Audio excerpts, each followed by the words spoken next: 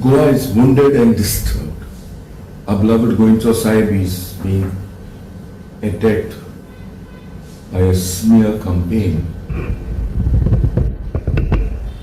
These are not dissenting opinions or different views. They are acts of symbolic violence. That's why it's so painful and difficult to accept. And yet at this moment, with great humility and sensitivity and love for everybody, including for those who also smear and use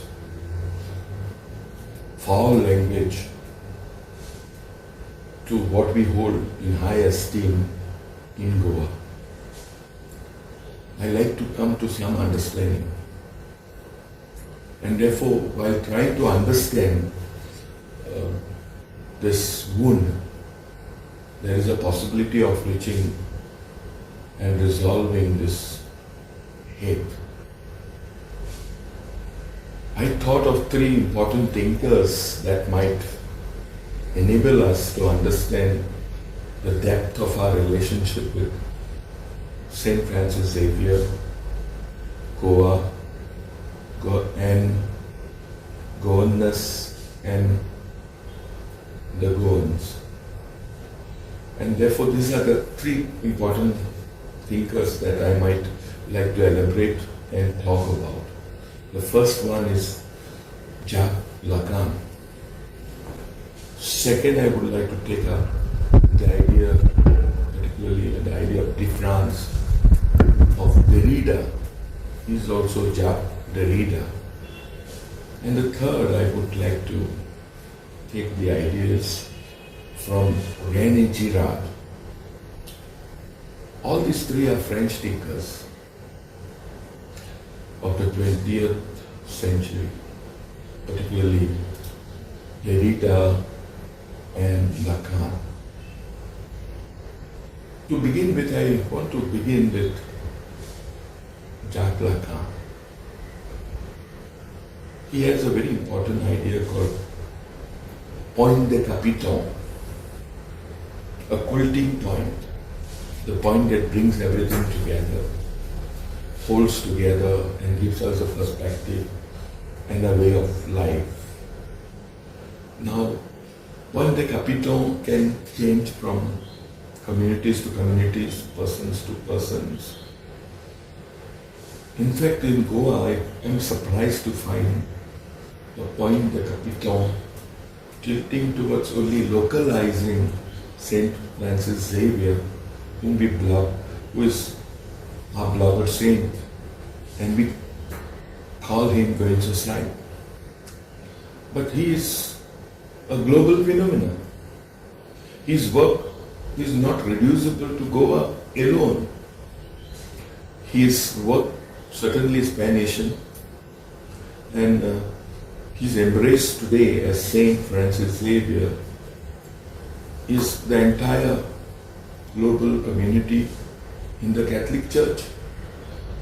And therefore, while we look at this global phenomena of Saint Francis Xavier, the Indian phenomena of Francis Xavier in the name of colleges and schools and different other institutions all over India, as well as he is also particularly Goan phenomena, where the point de capiton, quilts, gives us the way we can see our ways of being in Goa, in India, and across the world. And so everything seemed to fall together. There are different point de capiton we have in life. Words are not simply standing for reality. They do stand and indicate point. Let us say I am saying this is a mobile, so my word mobile is standing for it. But when I say Gõycho Saib, this word, Goa, my family, my child, doesn't simply represent, it does, But this is not a representative function alone. When I say Gõycho Saib, Goa, I am in Borim right now. Borim means a lot to Borekas and to me also as one who is working with my people here. But it may not be the same for the closest people, Raya, Lotori. There is this relative ways of being in the world, being in places where we are. And so, there is a degree at which different points the capital allow us to live our lives. Now, coming to Gõycho Saib. Gõycho Saib is a very powerful, poetizing word. It gathers many, many things. I don't want to be so technical. In Lacan language, it could be master signifier. Like democracy is a master signifier. It collects so much in one word. And so also, Gõycho Saib collects intimacy, collects faith, collects hopes, collects all our fears, and it becomes a kind of way in which everything that we live in gets collected together. Life has a coherence. We begin to understand our life meaningfully. And therefore, Gõycho Saib means many things to many people. It doesn't have one straight representative meaning. That's why it's symbolic. It has entered the symbolic world of being a Goan. And so when someone tries to attack or stain Gõycho Saib, the way we hold him in our lives, it is but natural that people can get hurt. We can distinguish between an opinion. We may have an opinion which is different from I have about Gõycho Saib. You can have a different view. That's what I'm trying to say. That's fine. But we have a way of understanding what is simply a dissenting view from what we hold together, and we can embrace a dissenting view and live with it. It's not an issue. But when a view becomes wounding, a position, that's why Gõycho Saib is not mere slogan, it is the way of being in Goa, the way of being Christian, Hindu, Muslims, the way of being Goans. We cannot distinguish and set apart Gõycho Saib from Goanness, Goa, as well as so-called Goans. So, my point is, what has happened over the centuries with the presence of Saint Francis Xavier cannot be seen through the lens of history or through the lens of his life, which was 7 months collected in some visits to Goa, and his life in India and other parts of South Asia. So we cannot simply reduce Saint Francis Xavier or the man Francis Xavier, the priest Francis Xavier, and Gõycho Saib and Saint Francis as meaning and representing the same thing. Unfortunately, when someone tries to smear at Gõycho Saib, smear his image, that is what seems to be dragging us into. Though historically many things which have been raised against him have been, many of our friends, including one of my very good friend, Xavier, has made videos and explained through quoting books page by page how other campaigns which came before were also motivated, and therefore he was trying to explain how we cannot hold in the name of history things against our beloved saint. I'm not going to get into this history now. I'm going to be into the existential, real, intimate life, and I want to understand why it is painful, why it is wounding several of our bones. So I'm trying to use the psychoanalysis of Lacan, Jacques Lacan, the quilting point of point décapitant, to understand how we regroup ourselves, how we feel hurt, how we feel happy, how we feel oriented towards Goa and Goanness and Goan ways of being human. And therefore these are ways of being human in the world, and that is what I wanted to come to. Now, while talking about this point, I come to Derrida. Jacques Derrida is another important French figure who brings to our notice, again, we cannot exhaust any meaning. There's always more meaning to come. He has a very interesting word, difference. And no one can capture the entire meaning of anything. Let's say I use the mobile. Okay, you will have the idea of mobile, how I can communicate, how can use it as a tool of communication. But mobile can at times becomes a weapon, it can become a missile, I can throw it on somebody and hurt someone, wound someone. So, there are many possibilities of everything becoming different things over time. And therefore we cannot fix or nail down what a thing is. This stuff can become a weapon. Saint Francis Xavier is weaponized today to divide us, and therefore in some way the politics of our time we can understand maybe through a Derridian lens, where words do not have simply a representative function. The words are representative mirrors of reality. This is what we think in common sense way. But really speaking, the same words can mean something else.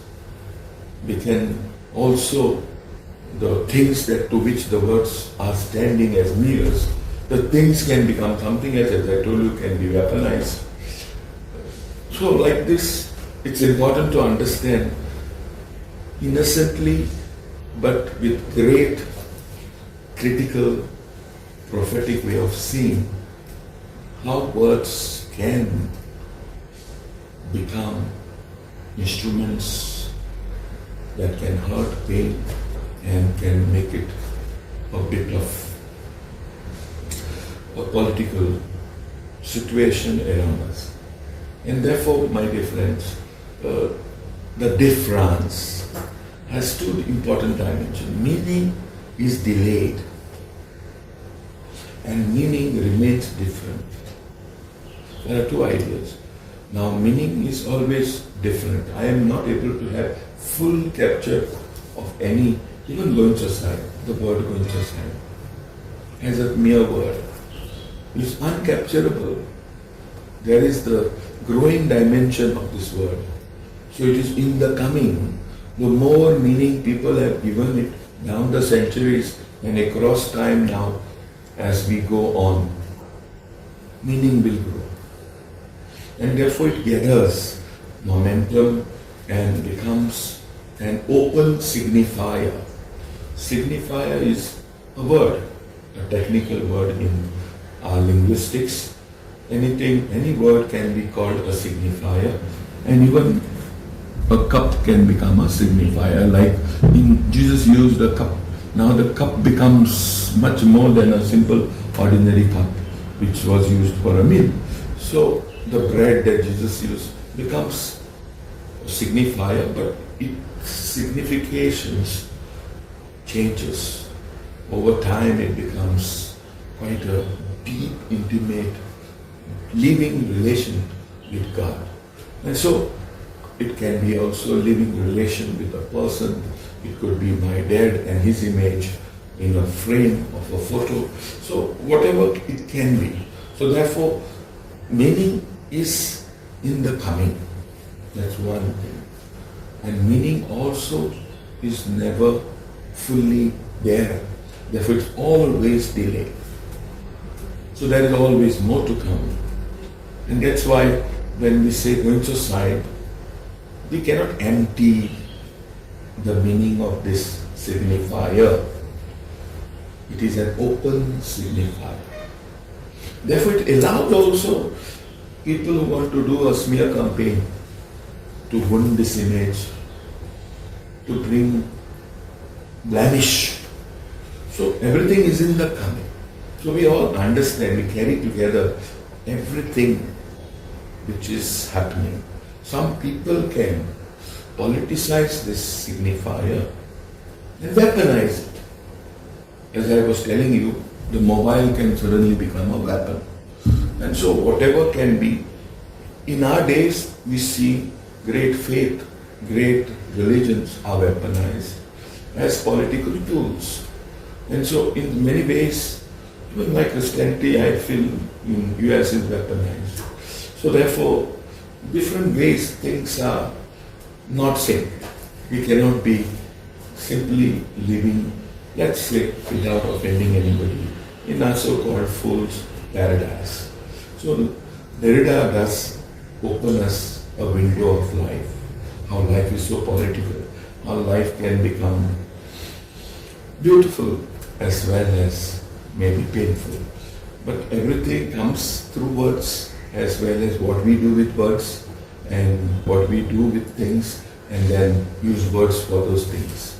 So therefore, my dear friends, when we look at what has happened with these two people, one in Vasco, one in, I told one also in Tanjil, they have used words and they have already used the word Gõycho Saib or Saint Francis Xavier in their own way and created a kind of a wound in Gõycho Saib. So that's the reason I wanted all of us understand our reality.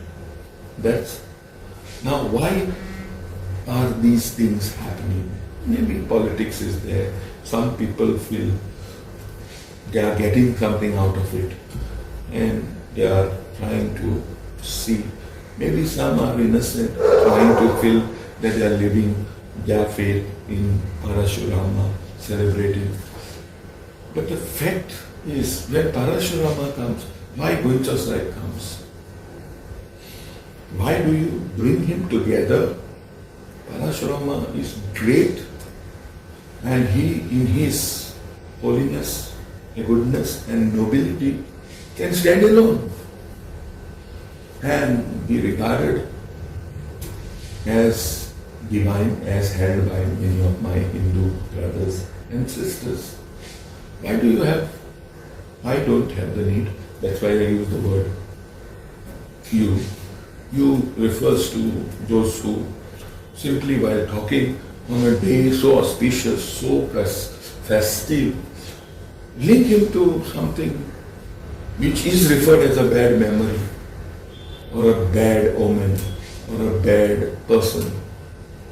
To make someone great and good, I don't have to make others bad. But anyway, so this is my question, which also disturbed me. This is not this time, last time also when the issue came up during this event. And therefore, it made me think deeper about us. And that's where the dialectics, this is the dialectics, either or, one has to be pure, therefore other cannot exist, or we have to crush the other. This happens everywhere, not only in Goa and other places. And not only what we see right now in these events, it might have happened among us as Christians, and we are blind to that. And therefore I'm not directly referring to any person or any group or anything of this nature, but in general, only my goal is to lead to a deeper understanding. And therefore, with all due respect to everybody holding different positions, why do we need to bring Francis Xavier side by side, juxtapose him with the revered Lord Parashurama? So the question is, why do we have to juxtapose? Please accept my view in a very broad sense, including me, but I'm juxtaposing. Why do we? Therefore, the need to juxtapose, put together, and then create one bigger and one smaller, I think has a deeper issues. And that's what we can learn from René Girard.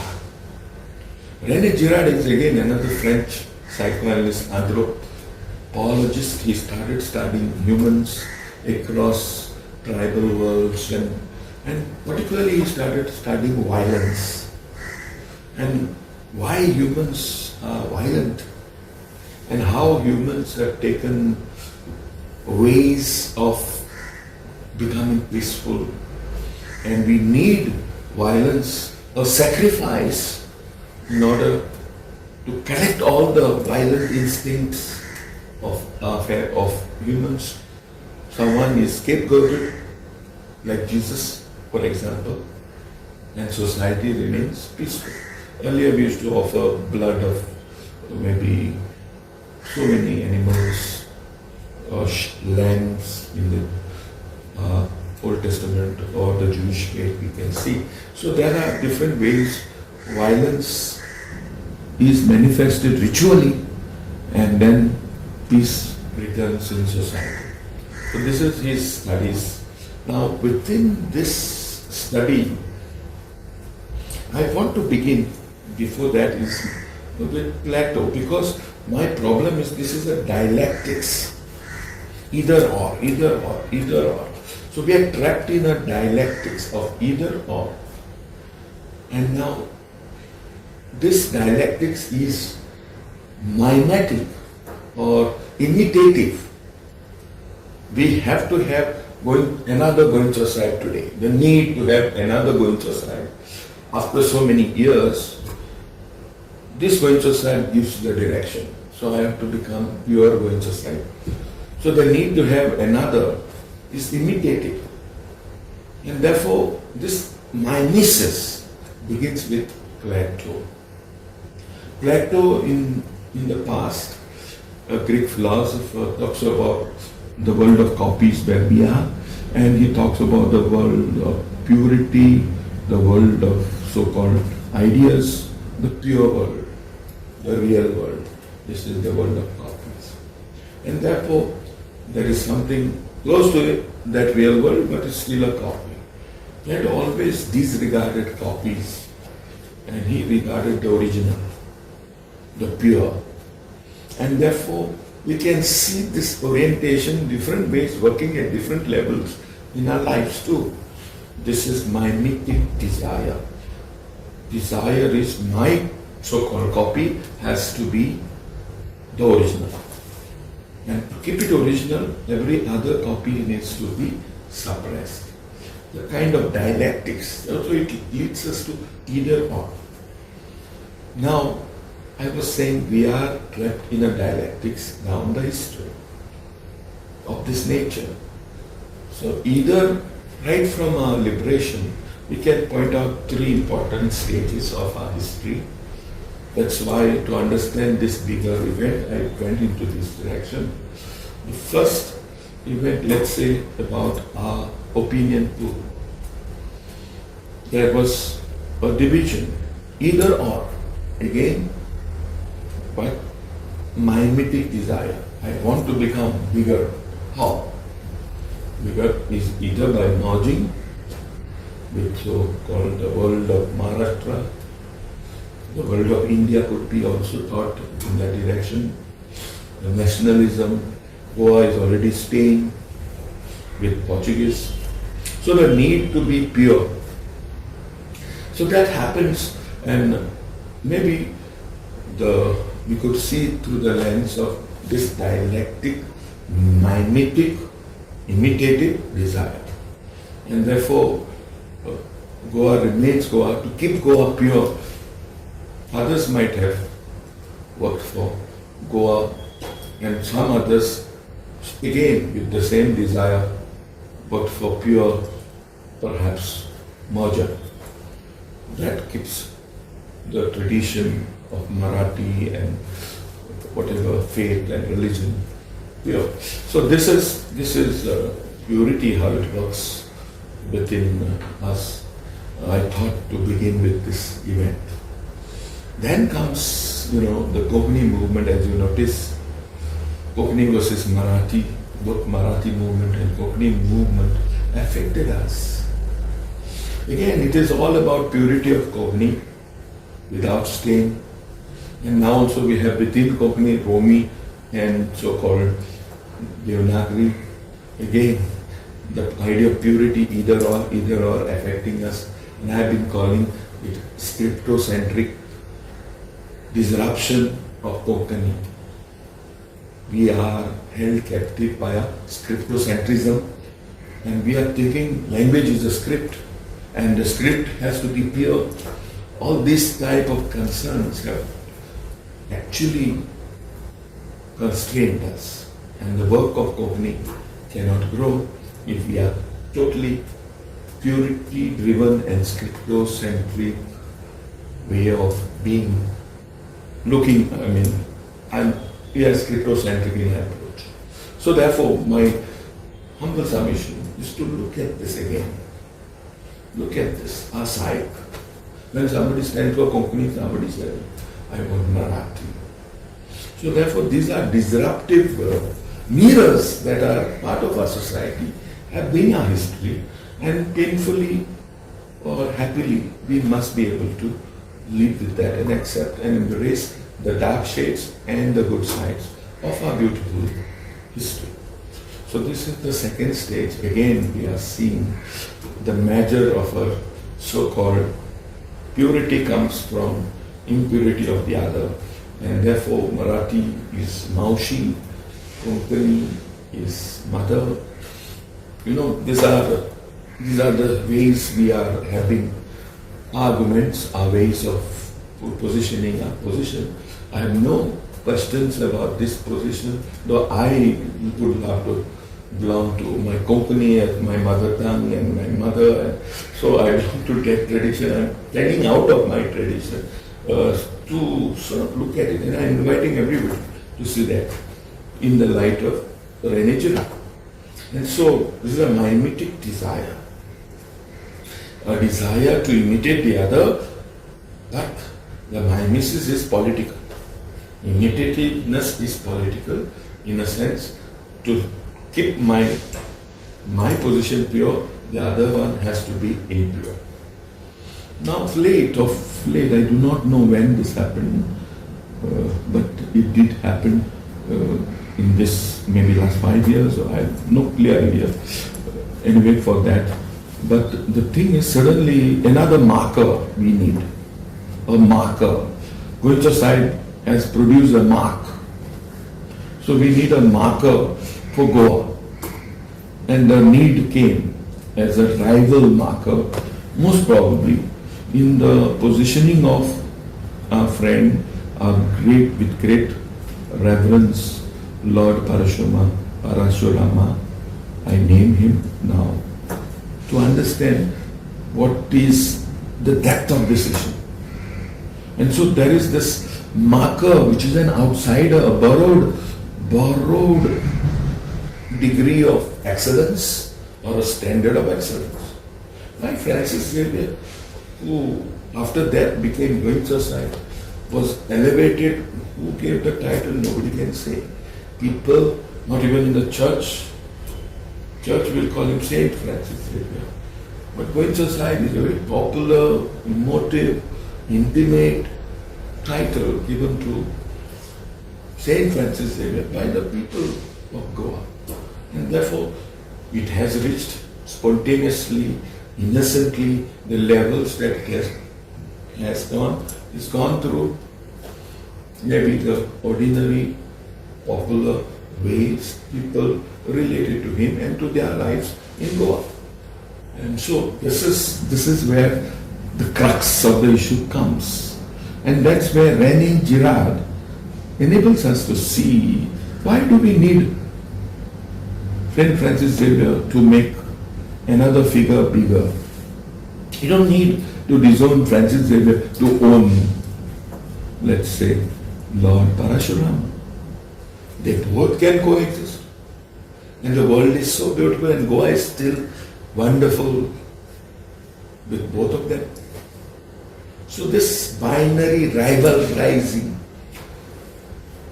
actually comes out from scapegoating Francis Xavier, as I was talking about from Derrida and Girard. So we scapegoat someone to bring peace, to bring purity. We have to scapegoat Saint Francis Xavier. So this gives us into a deeper insight about what has happened. Now, with no anger, no kind of a response which is wounding, I like to look at our own society and pray for peace. We have been going in this direction. Derrida and Girard is one way of analyzing, Derrida is another way of understanding, and Lacan is another way of understanding how point de capitons are clashing, how there's a clash of ways of being in the world, and ways of being in the world, that means in Goa, and ways of being in India, that affects, and these outsiders right now, without really using the word outsider in a negative sense, who have come in, non-Goans or other than Goans, that may be a better word. So to bring that perspective is, how do we respond? So the response is looking for plurality, hybridity, without ranking, putting everyone on a vertical scale. Why we need to put time and life as a line? We are walking towards one line in a linear Western idea of time. Unfortunately, we are all enslaved by this linear time. When India is circular, the idea of time is very different. And once we put our life on a line, then we unfortunately will put who is first, second, third, fourth. Then comes the hierarchy, then comes the ranking. And therefore, I believe and I feel that we can see life on the horizontal plane. One can be coexisting along with the other. So there are different ways people give value to different saints, and we accept it on a horizontal plane and not on a vertical plane, which reduce them as to rivalry. So the best thing is to put them side by side. I'm not saying Saint Francis Xavier is equal to Lord Parashuram or Parashuram is equal. When you put them side by side, they are different.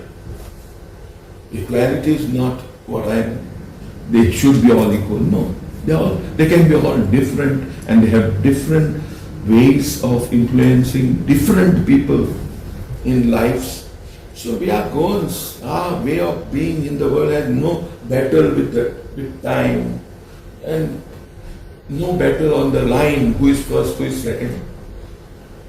We all wanted everyone to be on the same plane, and put it in a very negative sense. We are like Kulyo, we says, like crabs, unfortunately, in a negative sense. But everyone wants to be in the same pantulo. That is a value there also.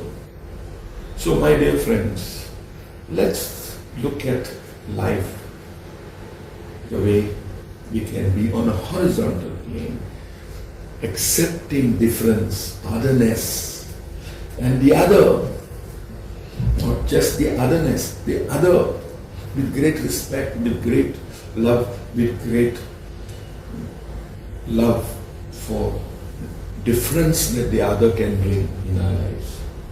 And therefore, in the name of peace, I had appealed yesterday to all people to stay calm, admitted And certainly we need to be admitting the harm, the wound that this smear campaign has inflicted.